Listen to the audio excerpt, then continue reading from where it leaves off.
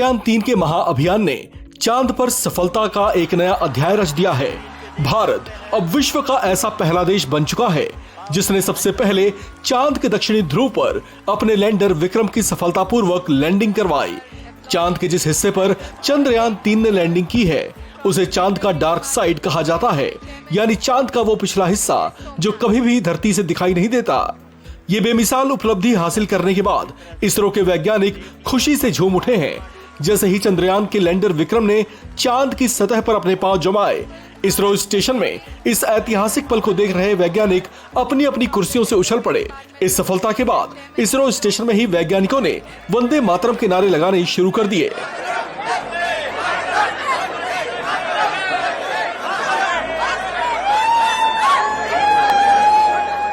चलिए अब आपको इससे जुड़े लक्ष्यों के बारे में बताते हैं, जिसे लेकर भारत ने चंद्रयान-3 को चांद के दक्षिणी ध्रुव के नजदीक लैंड करवाया है।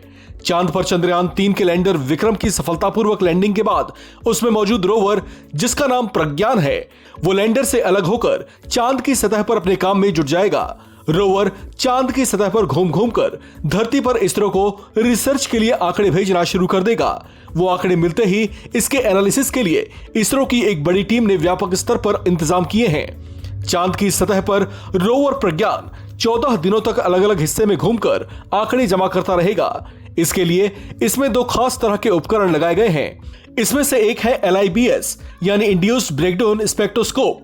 इसका काम चांद की डार्क साइड वाले सरफेस पर मौजूद मेटल्स की जांच करना है और यह पता लगाना है कि कौन कौन से मेटल्स वहां पर कितनी मात्रा में मौजूद हैं। इसका दूसरा खास उपकरण APXS यानी अल्फा प्रैक्टिकल एक्सरे स्पेक्ट्रोमीटर। इसका काम चांद की सतह पर केमिकल्स का विश्लेषण करना है। इसरो के वैज्ञानिकों के मुताबिक इन दोनों उपकरणों का काम हालांकि एक जैसा ही है, लेकिन दोनों की तकनीक अलग अलग है। रोवर प्रज्ञान जो आंकड़े जुटाएगा उसे वो लैंडर विक्रम तक पहुंचाएगा, फिर लैंडर विक्रम उसे प्रोपल्शन मॉड्यूल तक पहुंचाएगा। आपको बता दें कि इन दोनों उपकरणों की connectivity Indian deep space network से रहेगी।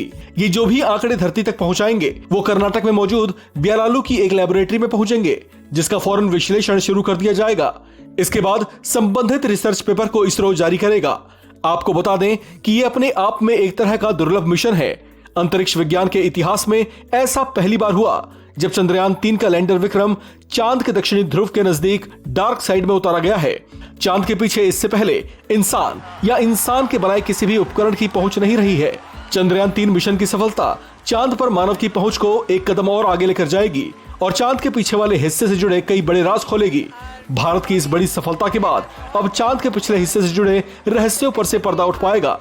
अब चंद्रयान-3 मिशन की इस सफलता के बाद भारतीय वैज्ञानिक चांद के इस हिस्से से जुड़ी अनजान बातों को दुनिया के सामने सबसे पहली बार लेकर आएंगे। ये बात भारत के लिए किसी बड़े गर्व से कम नहीं है। इस खबर में फिलहाल इतना ही। बाकी अपडेट्स के लिए आप बने रहिए वन इंडिया हिंदी के साथ।